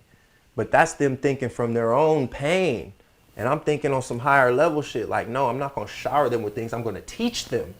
And you teach somebody how to do something, and then they can do for self. That's the real power. I'm a creator. Let me teach you how to create, son. And then you'll never need from anyone. But teaching you to want stuff is teaching you to be a slave to someone else, to provide you that stuff that you just got addicted to. And I be trying to keep them off the stuff, man. And everybody wants to keep on bringing in stuff. That's why I said I look crazy, because the stuff comes in and I'm like, thanks. Because in my mind, I'm like, get that shit the fuck up out of here. Tell them from now on, say, hey, man, bring some books. I've tried. Bring something of use. I've so for my tried. kids, man. You know what it is? I know. Bro, I'm going to speak candidly. I was cleaning out. You know, my kids are well into their teens, my two youngest, right? Yeah. My oldest is almost 30. But anyways, I just cleaned out more. Been cleaning this shit out for years. Yeah. This shed, toys. Tons of toys. Tons of toys. That's what happens to them. Yeah. Yeah. They turn into junk. Kids are in college, bro. Right. But the toys are still here. Yeah. That we gave to someone else. Yeah. That's the best I just thing gave them to away do. today. Yeah. So it's like, what was the point? Right. What was the point of having all that? Because people have an ideal of what a childhood is supposed to be, and they what I don't kept? realize it's been given to them by a television You know what I screen kept, though? that wants them to buy the shit because it's owned by Vanguard and all the shit. And BlackRock. And BlackRock. One word. Golly. You know what I did keep, though? Huh. The books. Nice. You see what I'm saying? Yeah. They have That's value. funny because that's what I do ask for. You know what happens, though, is there's an intent and then we get astray. And then when we get astray, I've found as a man, it's my job to get it back. Yeah. But I've also found as a man, nobody's going to ever thank me for that. That's why I said I look crazy sometimes. But it's cool though, because I'm gonna keep the balance and keep the love frequency. Yeah. And as long as I told my wife, as long as me and her can have a conversation and she understands and respects what I'm doing, then we're good. Cause like I fall short, she falls short. It's not about pointing the finger. It's about like we're trying to do what's best by these kids. And we know that's by us doing what's best first and foremost for me and my wife as a unit, you know? Right. And that means that we gotta do what we came to do and not let all the exterior shit get into the fray, you know? But it's tough. It's easier said than done because you got love for people. And like she said, she don't want to hurt people's feelings. I always think the truth is the easiest way. And I'm going to leave it at this because I don't want to get just all personal about me. But I told her, like, just put it on me. I'm your husband. So if people can't respect that, then I don't know what else to tell you. That way you're not hurting their feelings personally. Tell them that this is the way your husband prefers it. Right. I told her, take it off of For you. sure. Then the feelings. Make me the bad guy. Exactly. I literally said that. Yeah. Take the feelings out of it. Right. And then how can they fight you on that? Because then they're fighting against a union. Yeah. You know? And our parents didn't all stay together. So we're actually trying to do some shit that our parents weren't able to fully accomplish and realize we didn't have no example in this shit, you know? And that's what I tell her. Like, it gotta be about me and you from the jump, boo. Yeah. Or love. Excuse me. We try not to use that boo anymore. Now that we learned the etymology on it. Yeah, so I got into Dr. Shiva. Did you want to get in on something before I give out what else I got? Absolutely did not. I covered the sacred geometry, the Christ consciousness, Lucifer experiment, and I just wanted to show you and the people at home all the different diagrams of the triptych architecture. Thank you for taking your time to put that together too, bro. sure. That was dope. For sure, brother. I'm going to just get into some more things that I found Please. of interest in Please. the recent times. I'm going to take another bong hit. Enjoy yourself. Please. Are you familiar with Cornel West, the scholar? Absolutely. Harvard? The guy who didn't get the tenure because of his views on Israel and Palestine. Did we already talk about him on the pod? Or you just already hip? We Him and know what's up? I'm not sure if we talked about that on the pod, But you know what's up. but we may have. But Because yeah, that's why I'm bringing him up. Because Yeah. he didn't get his tenure, and he blasted him. He actually wrote a letter, brother. And I have said letter. So I'm good. going to be petty. Yeah. Since they're petty. And we're going to let you guys know what we Why think can't about you have an opinion on Harvard? Palestine and Israel? That's so weird. Yeah, man. You can't just like imagine watching a football game and you're like, "Go Cowboys," and someone goes, "Hey, man, you can't have." Well, I could see that at the stadium, but you know what I'm saying. Just in general, getting slapped upside the head for choosing a side. Well, he's going to point out all the hypocrisies. He does it so well. You know, he's a great linguistics. can Yeah, see someone but slapping if a you guys Cowboys aren't fan, familiar, look up Cornel West, man. He's a dope scholar. He's a world-renowned professor. Like, yeah, he's a really cool individual, man. Has great thoughts, insight. He's extremely Been around for a intelligent, brother. while and just done a lot. So And he had salute tenure to him. at. I read one of his books. I'm just always been in awe of him. He had tenure at Princeton or Yale or some shit like that already, and I think he might have already had it at Harvard too, and then something or another. Whatever He went the fuck. back, really. I Exactly. think it was just to finish up there, like to retire there. That's why he wrote this letter, because he was so disgusted that they didn't even allow him to go out gracefully. I want to hear it. All right, here we go. I hope and pray. Dang, you know it's tough when it starts off like that. Get my bong hit, bro. Go for it. This was crazy. Holy. I hope and pray you and your family are well this summer. It's a scorcher. Here is my brief and candid letter of resignation. How sad it is to see our beloved Harvard Divinity School in such decline and decay. The disarray of a scattered curriculum, the disenchantment of talented yet differential faculty, and the disorientation of precious students loom large. When I arrived 4 years ago with a salary less than what I received 15 years earlier and with no tenure status, after being a university professor at Harvard and Princeton, I hoped and prayed I could still end my career with some semblance of intellectual intensity and personal respect. How wrong I was. With a few glorious and glaring exceptions, the shadow of Jim Crow was cast in its new glittering form, expressed in the language of superficial diversity. All of my courses were subsumed under Afro-American religious studies, including those on existentialism.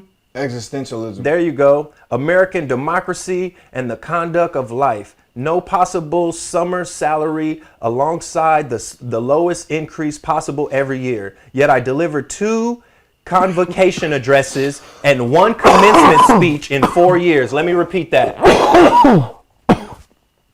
Yet I delivered 2 convocation addresses and 1 commencement speech in 4 years.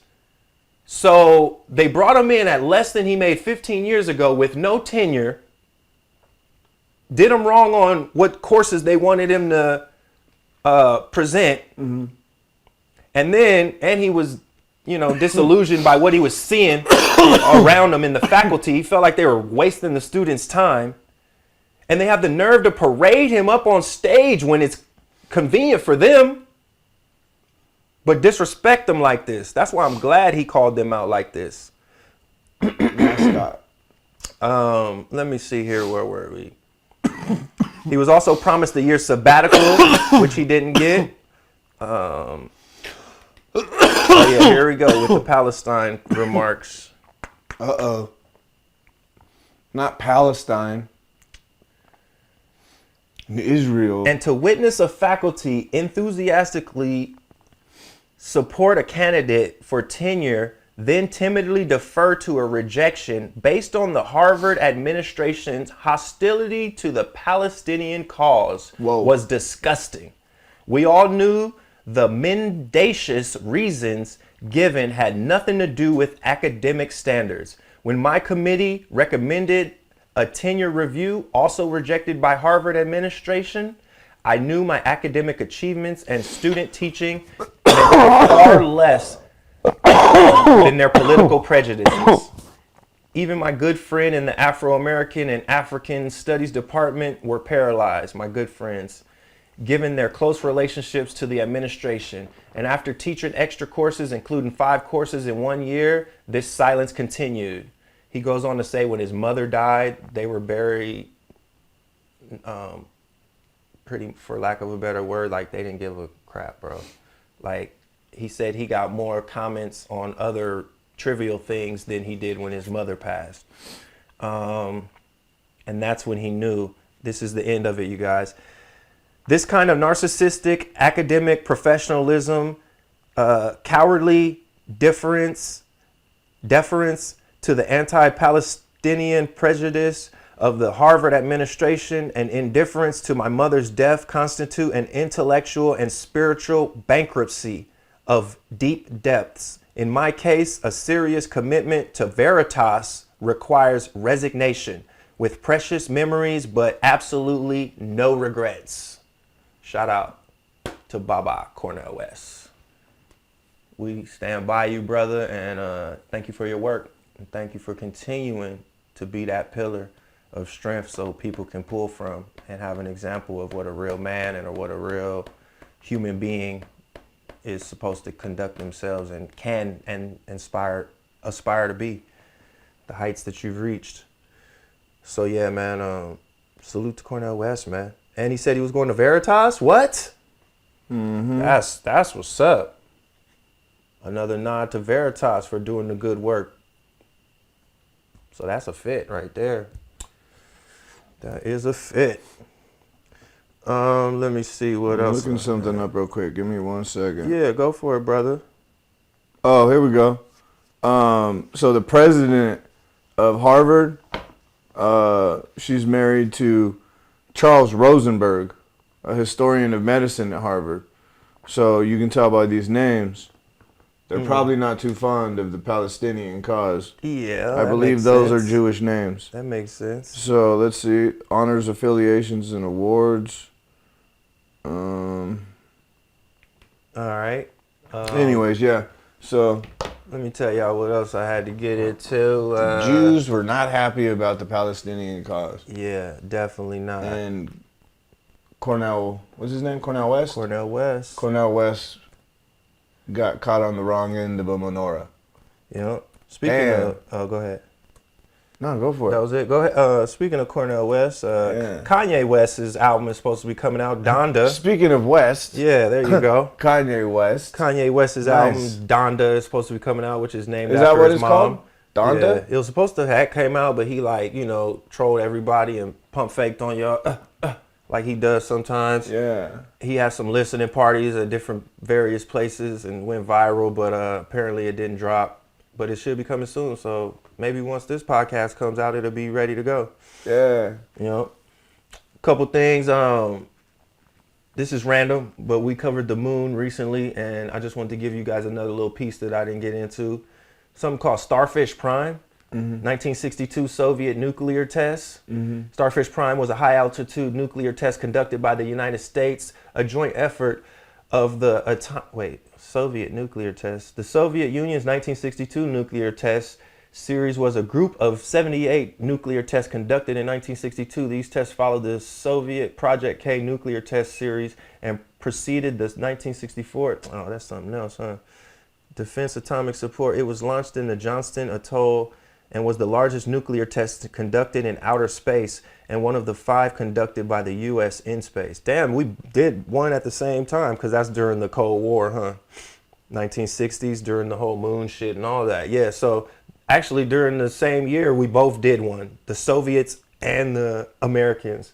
Did what exactly? A nuclear test in space.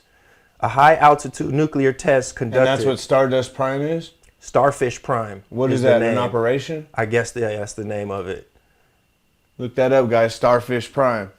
I'm trying to remember, though, why I wanted to bring this up in relation to what we was talking about on the moon. A Thor rocket carrying thermonuclear warhead was launched from Johnston Atoll in the Pacific Ocean, about 900 miles southwest of Hawaii. The explosion took place at an altitude of 250 miles above a point 19 miles southwest of Johnston Atoll. It had a yield of 1.4 MT. The explosion was about 10 degrees above the horizon as seen from Hawaii. The Starfish test was one of the 5 high altitude tests grouped together as Operation Fishbowl within the larger Operation Dominic. A series of tests in the 1962 began in response to the Soviet announcement in 61 that they would end a 3-year moratorium on testing. The United States has completed 6 high-altitude nuclear tests that produced many unexpected results and raised many new questions, according to the U.S. government projects of officers' interim report, Starfish Prime Project. So they had other tests that they did, Yucca, Teak, Orange, and Argus. But I guess this one was at the highest altitude. Starfish test was originally planned for the second in the Fishbowl series, but the first launch, Bluegill, was lost by the radar tracking equipment and had to be destroyed in flight. So I don't know what's going on up there, brother, but apparently, man, they've been fighting against some intergalactic beings for a long time or getting ready to, or testing the waters on this stuff. So the Lucifer experiment or extraterrestrials, I think something's about to come apparent to us in the near future, because it feels like it's all coming to a head, bro. And I don't know, all civilizations and all humans seem to say that. They feel like they're in a special time. Yeah. And maybe we usually Maybe are. Because we are more than what we appear, you know? Yeah. So, yeah. I thought I had some, like, a connection to make there, but I guess the connection is just... Well, maybe it was with the moon in the past when you were talking about explosions on the moon. Shooting missiles into the damn moon. Because it did And have... that rain. I was going to get into the Blue Origin, the Bezos new thing. Wait, Blue Origin moon landing. Hold on, what is that? I had so much notes on the moon, bro. That shit was crazy. That was a cool ass episode we did too. Sorry for the static, people. Somebody told me once that you should never apologize when you're performing, but I feel bad for the people that had to sit through that static, so I apologize, and I'm hoping that this one is much better and most crystal clear for y'all. We've been working hard to get it right. Let me look up Blue Origin real quick and see why I put that here. Sorry, people. Sometimes this stuff happens in real time. But yeah, Bezos' Shepard space mission capsule had me tripping out because people were making memes of that mug looking like a big old penis going into space. But the pod looked cool though, man. I actually said like I be hating on a lot of stuff because like a lot of the Tesla space stuff, you know, like the damn Tesla car that went around space, that shit looked obviously fake to me. But the capsule that Bezos went up in, it didn't look too fake, and it looked believable because they didn't say he went to space and they didn't show him orbiting the Earth. You know, they just said he went up into low atmosphere or something and then came back down. You know, so I was like, oh, that's cool. You know, has just Bezos had a spacelift? Experts say billionaire dramatically. That's some stupid shit. I don't get into his lips. That's crazy. Denies Blue Origin challenge to NASA's lunar lander program. Blue Origin. Blue Origin has been flight testing New Shepard. Oh, Blue Origin's his company, huh? Okay, so that's why I wrote down Blue Origin. So yeah, Blue Origin doesn't get as much publicity though as SpaceX. What's up with that? Because I didn't know about Blue Origin until they said my man Bezos was going in space. Yeah. And then I started realizing he has his own space shit going on outside of SpaceX, you know? So I was like, damn, that's crazy. So two of the richest dudes right now is damn near just like Russia and the US back in the day. They got a space race of their own going on right now, right in front of our face. And Richard Branson, yeah. Blue Origin, people. Look at it. Look at your boy Jeff Bezos, spaceman. So yeah, man, I don't know, man. I ain't got nothing like super deep on that, y'all. I just thought it was interesting. Yeah, that's wild, man. You know? I'll never be on one of them motherfuckers. I mean, if the planet's like doomed and they're gonna save us and shit, like yeah, I'll hop on one of them motherfuckers and take off. But outside of that, nah. You can count me out of that shit. You know what I mean? Yep. Fuck that. Yeah, I ain't going to space on the one I don't of them even like crafts. flying, bro. If we can hydro or astral project, you know, or do something like Astrally that. project, yeah, astral projection, yeah, I'm with it. Yeah, I've done it before. I'm with that. But Well, yeah, man, I that's think it. that was it for me, brother. Well, my man, another one. Bang, You bang. guys like, comment, subscribe if you haven't done so already. Thanks for tuning in. Appreciate y'all. See you next week, man. Kush and Chemtrails out. Kush and Chemtrails, the world's most dangerous podcast.